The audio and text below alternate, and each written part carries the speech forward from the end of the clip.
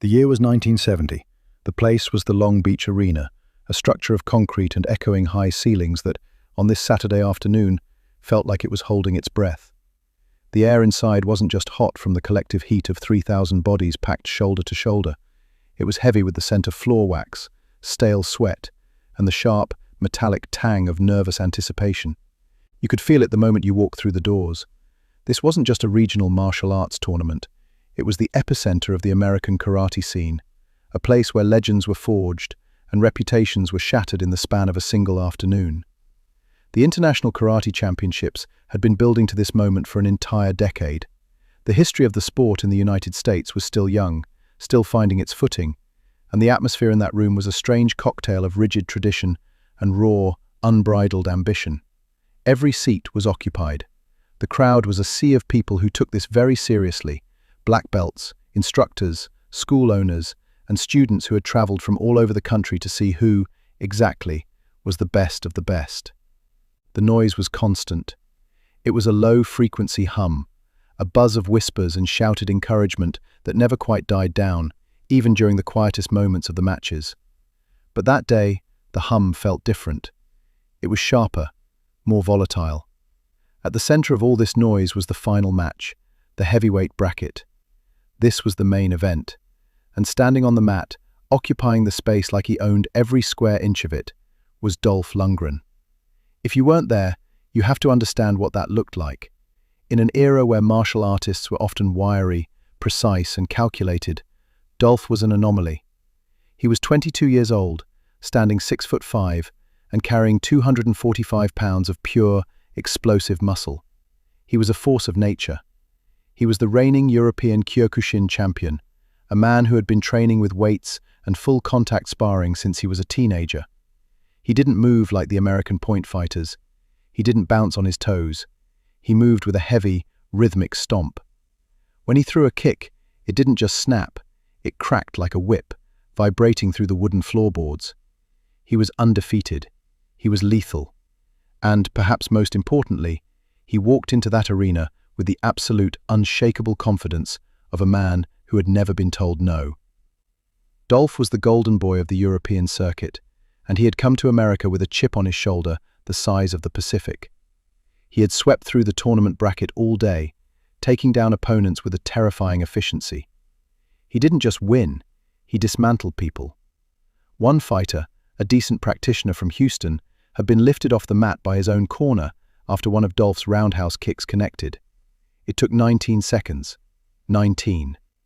The arena had gone silent then, not because of respect, but because of a collective, primal realization. This guy was playing a different game than everyone else.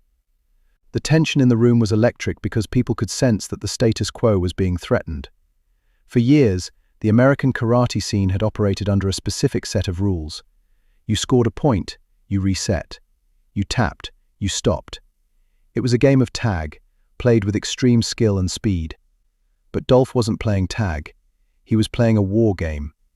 And as he stood there after the final bell, clutching the oversized trophy, the crowd could see that he wasn't done yet. The victory wasn't enough.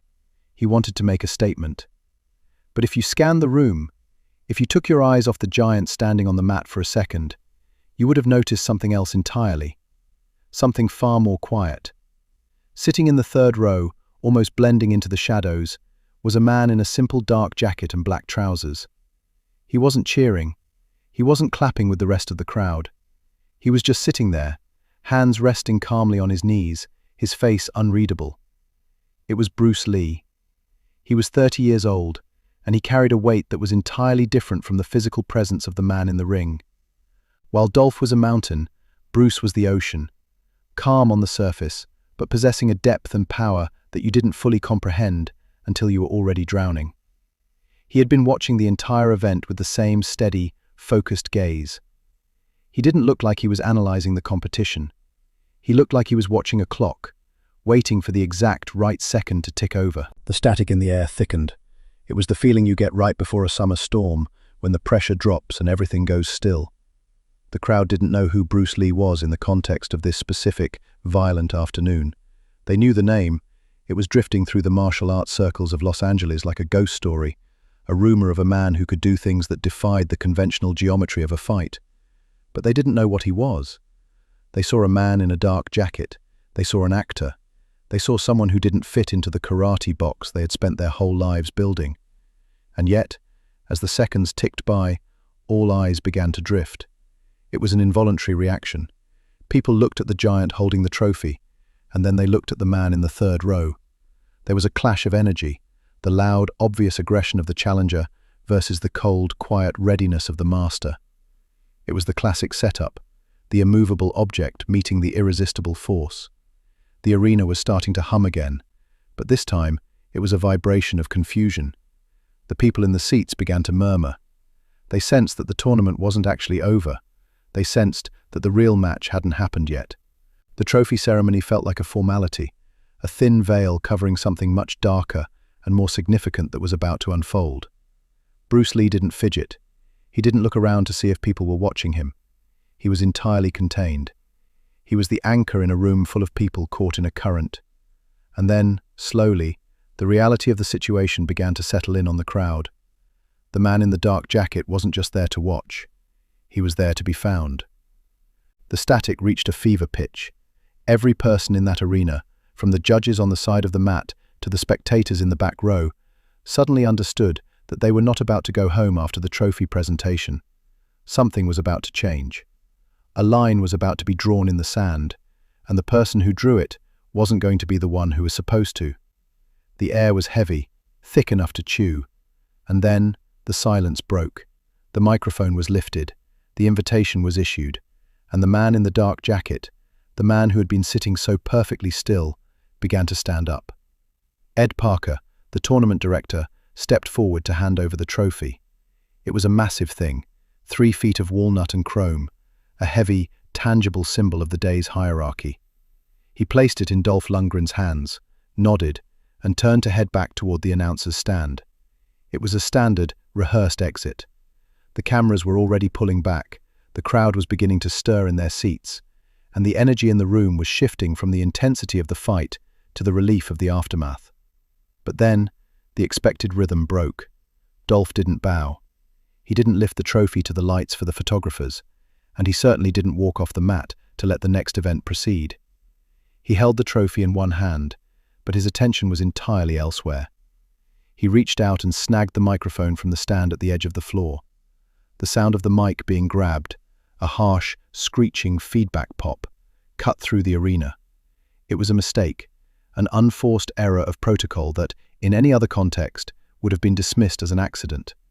But in this room, on this day, it sounded like a declaration. 3,000 people didn't just sit, they froze. The low, buzzing energy of the crowd vanished, replaced by a vacuum of sudden, sharp silence. You could hear the air conditioning unit humming in the rafters.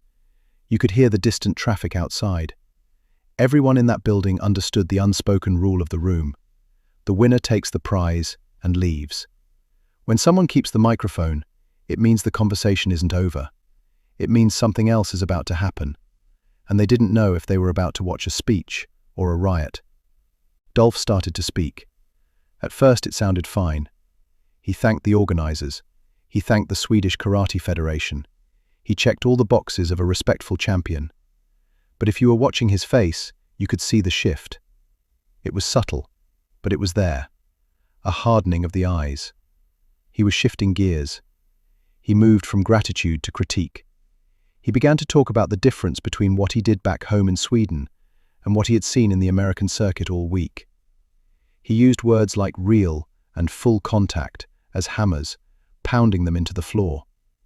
He called out the American point karate system for what he thought it was. A game of tag, a dance, a series of light taps that stopped the fight before it could actually start. The crowd didn't boo, not yet. They were too confused, too locked into the sheer audacity of what they were witnessing. It was a low, nervous murmur, the sound of a group of people realizing that a guest had just insulted the entire room. But Dolph wasn't finished. He was just warming up. He pivoted to Chinese Kung Fu. He spoke about it with a mix of curiosity and contempt, repeating the reverence others had for it but making it clear he didn't share that sentiment. He brought up the television show. He talked about watching the episodes, about the choreography, the Hollywood lighting, the quick camera cuts. And then he dropped the hammer. Television, he said, and the word hung in the air like smoke. Television is not fighting. He explained that moving quickly in front of a camera crew was a performance, not a reality. He talked about teaching, demonstrating, and acting, all things that, in his mind, had nothing to do with the grit of a real exchange. The silence in the arena had become suffocating. The air felt thin. And then, he stopped looking at the crowd. He stopped looking at the cameras. He turned his head and locked his gaze on the third row. He didn't have to search. He had known exactly where Bruce Lee was sitting since the moment he stepped out for the final. He pointed not with a flat palm, but with a stiff, accusatory finger. He locked onto the man in the dark jacket. "Bruce Lee," he said. The name echoed off the concrete walls. "You are here. I am here." He held the trophy. He was 22. He was the champion. And he was fueled by the absolute, blinding certainty of youth. He didn't see a master. He saw a hurdle. He saw a man who had become a legend by playing at fighting, and he wanted to prove that reality would shatter that legend in less time than it took to tie a belt. "I have the trophy," he said, his voice echoing with that Swedish accent that turned every syllable into something sharp. "I think 1 round is too much for you. I will give you 3 minutes. Come down. Show these 3,000 people what Chinese Kung Fu really is." The arena didn't explode with cheering or booing. It made the sound of a collective intake of breath. It was the sound of a disaster unfolding in slow motion. Everyone in the building realized at the exact same moment that they were no longer watching a tournament. They were watching a moment that would be carved into their memories forever. They were watching a man stand in the center of the room and demand a reckoning. Ed Parker was already moving, his face pale, his hands raised, the classic body language of a man who had lost control of the ship and was frantically trying to plug the holes. A man sitting next to Bruce leaned over, whispering urgently, his eyes wide, clearly telling him to stay seated, to ignore the bait, that this wasn't worth it. The cameras at the back of the arena swung toward the third row, capturing the reactions of everyone around him. But Bruce hadn't moved. He hadn't blinked. He hadn't flinched when the finger was pointed, and he hadn't reacted to the insults. He looked at Dolph with a gaze that was almost clinical. He had seen this look 1,000 times before. He knew this man. He knew this type of hunger. He knew the specific, desperate need to prove oneself that only comes from someone who hasn't yet learned that there are things in this world that cannot be beaten by raw physical power. He didn't see an opponent. He saw a lesson waiting to be taught. To the man sitting beside him, Bruce leaned in. He didn't speak loudly, he didn't need to, but he spoke with a clarity that cut through the tension. "He has already lost," Bruce said, his voice steady. "He just doesn't know it yet." And with that, he stood up. The moment his feet touched the floor, the sound in the arena rose, a frantic, high-pitched buzz of anticipation, relief, and pure shock. Bruce began to walk, but he didn't walk like a fighter coming for a scrap. He walked like a man heading to an appointment. He didn't rush, he didn't swagger. He simply moved toward the edge of the mat, toward the barrier, toward the man who had just made the mistake of thinking that he was the only one in the room who knew how to fight. The entire arena shifted, the focus tightened. 3,000 people leaned forward, collectively willing the seconds to slow down, because they could see it coming, the collision of two entirely different worlds, and the realization that the man who had been sitting so quietly in the third row wasn't just a guest. He was the center of gravity. The silence in the arena was absolute. It wasn't the kind of silence you get during a break or when the lights go down. It was a heavy, pressurized quiet, the kind that happens when thousands of people realize that something real is about to happen in a world that is usually defined by performance. When Bruce stepped over the low barrier separating the third row from the competition floor, the noise of the crowd didn't just fade, it vanished. People didn't want to break the spell. They didn't want to miss the sound of his feet hitting the mat. He didn't walk like a fighter coming to settle a score. He didn't bounce, he didn't shadow box, and he didn't try to look intimidating. He walked with his hands at his sides, his shoulders loose, his face completely neutral. It was the walk of a man who had an appointment, a task to complete, and he was just finishing the process. He stopped at the edge of the mat, just a few feet from the main floor, and he did something that confused almost everyone watching. He took off his jacket. He didn't toss it to a corner man or throw it into the crowd. He folded it. With a level of precision that felt almost out of place in a martial arts tournament, he folded his dark jacket and placed it on the barrier. Then he removed his shoes. He did it slowly, methodically. He set the shoes down beside the jacket, looked at them for a split second, and then stepped onto the mat in his socks. He was wearing his black trousers, a simple black top, and he was barefoot.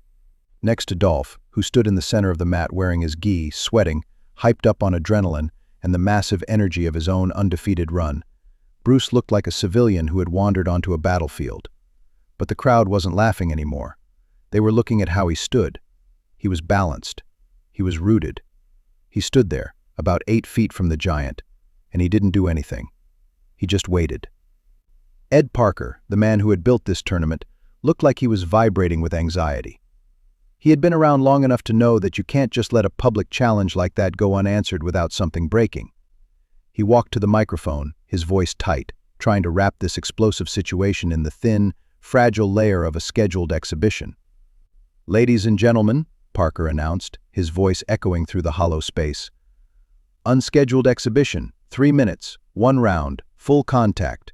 Dolph Lundgren, European Kyokushin champion, versus Bruce Lee." The crowd noise returned in a wave, a roar of pure, unfiltered curiosity. Parker looked at them both, raised a hand, and gave the only command that mattered: "Fight!" Dolph didn't hesitate. He was a creature of habit, and his habit was violence. He moved forward the way a tank moves forward, straight, heavy, relentless. He launched a front kick, a massive lead leg strike designed to end the fight before the opponent could even process the movement. It was the same kick that had ended his semifinal match in 19 seconds. It was a kick with 245 pounds of momentum behind it. But when the kick arrived, the place where it was supposed to land was empty. Bruce wasn't there. He hadn't jumped back. He hadn't panicked.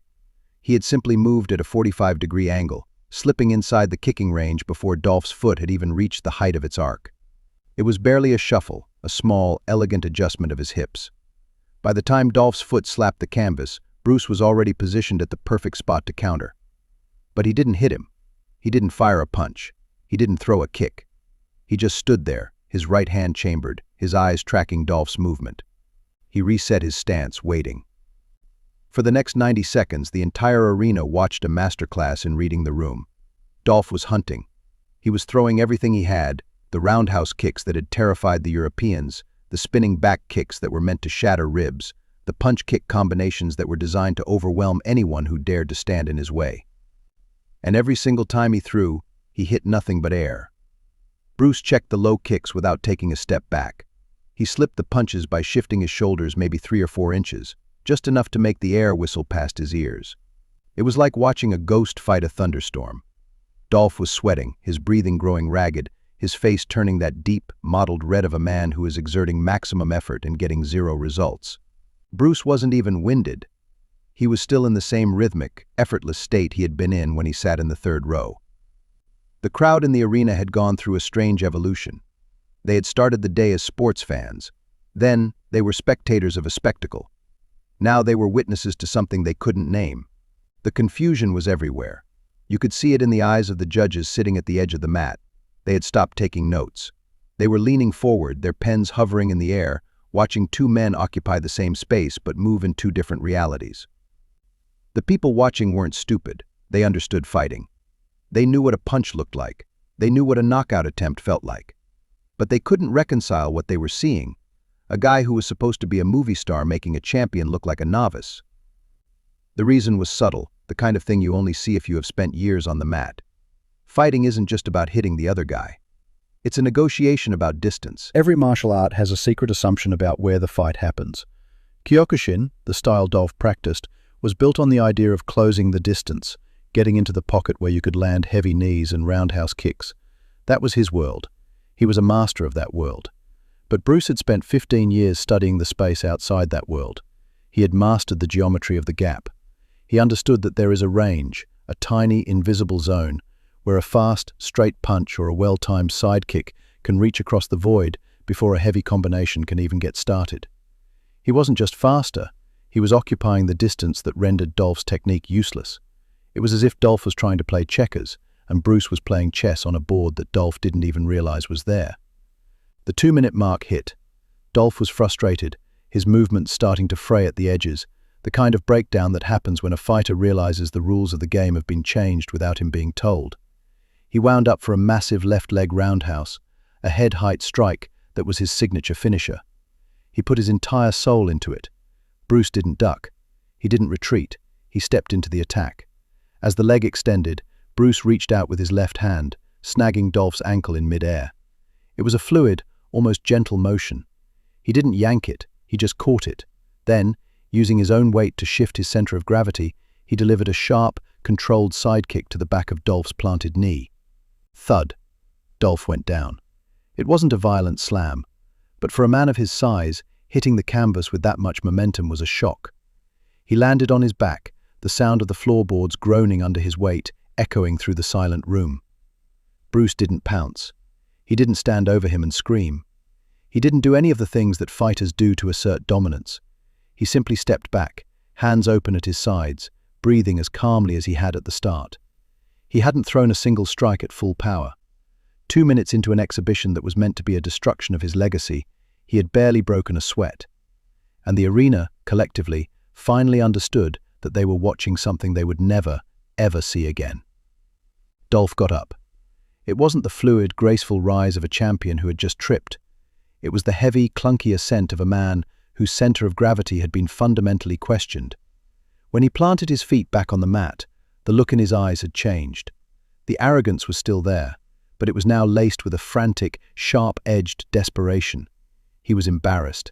He knew, with that deep, sinking dread every fighter feels when they realize the audience is watching their downfall in real time, that he had to fix this, and he had to fix it now.